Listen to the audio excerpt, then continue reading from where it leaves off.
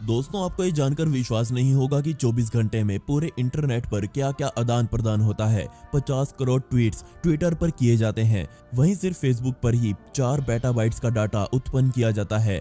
अभी तो मैंने न्यूज, वीडियोस और एंटरटेनमेंट की तो बात ही नहीं की।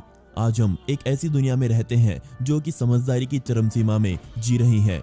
हमारे पूर्वजों का ये हाल नहीं था। अब पूरे दिन ऑनलाइन रहने के बाद भी, चाहे वो यूट्यूब, इंस्टा, फेसबुक या व्हाट्सएप ही क्यों ना हो, आपको लगता है कि आपने सब कुछ देख लिया है। लेकिन मेरा यकीन मानिए, आप उस डाटा का एक नाम मात्र हिस्सा भी पूरे दिन में नहीं देख सकते जो कि पूरी दुनिया के इंटरनेट पर हलचल मचाता है। और आज मैं आपको कुछ ऐसी ही चीजों से मिलवाने वाला हूँ। Naked chimp. बदकिस्मती से मैं ये नहीं पता कर पाया कि असल में इस चिंपैंजी के साथ क्या हुआ है।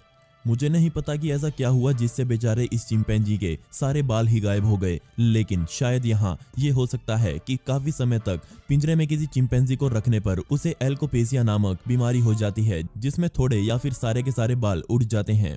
बेशक ये बीमारी इन जानवरों में आम बात है और ऐसे बहुत से केसेस इस दुनिया के सामने आ चुके हैं। लेकिन ऐसे पूरे के पूरे बाल उड़ना बेशक बहुत चौंकाने वाली बात है।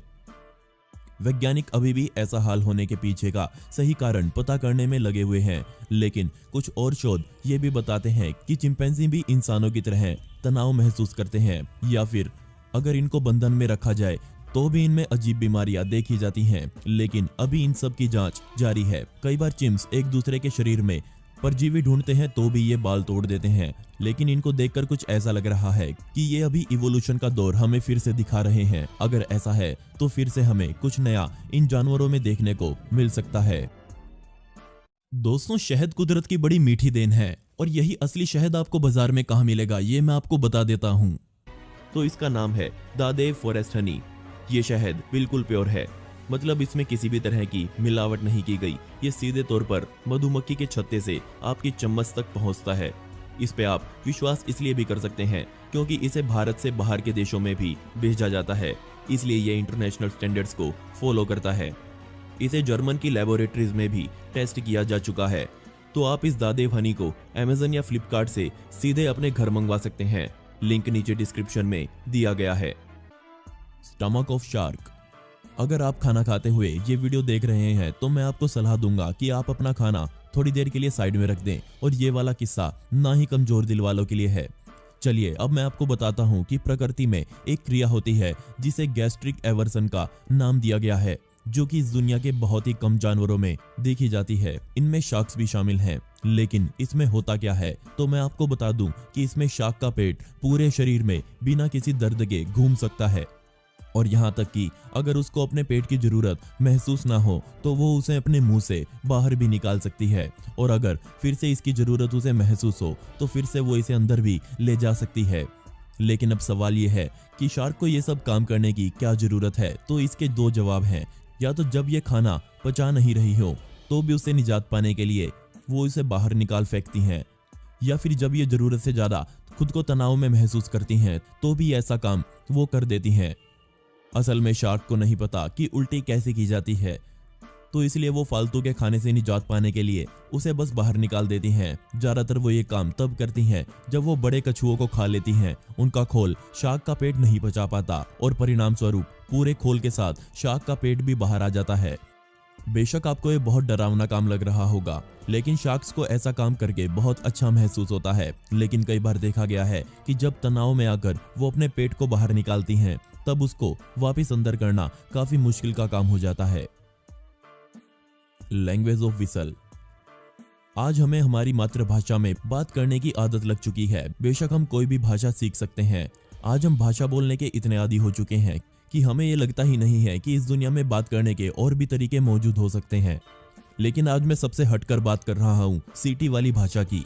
ये भाषा इस दुनिया के कई हिस्सों में इस्तेमाल की जाती है, जैसे कि कैनारी आइलैंड, घाना, सेंट्रल और साउथ अमेरिका। लेकिन इतनी जगह पर मौजूद होने के बाद भी ये भाषा आज लुप्त होने की कगार पर है।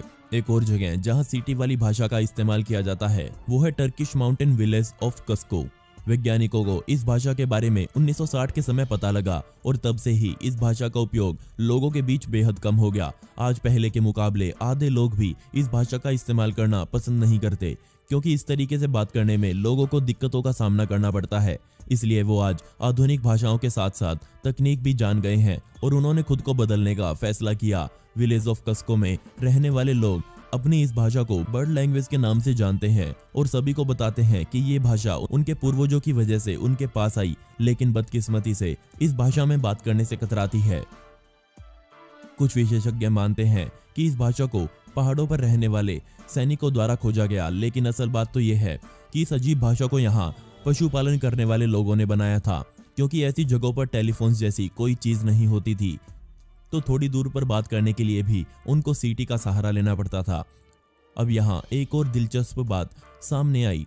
वैज्ञानिक इस भाषा में बहुत रुचि दिखा रहे हैं और उन्होंने इस भाषा पर शोध करने शुरू किए और पता चला कि सीटी वाली भाषा में बात करने से हमारा पूरा दिमाग एक्टिवेट हो जाता है, जबकि आम भाषा में बात करने पर सिर्फ आधा दिमाग ही काम करता है। Egg without a shell.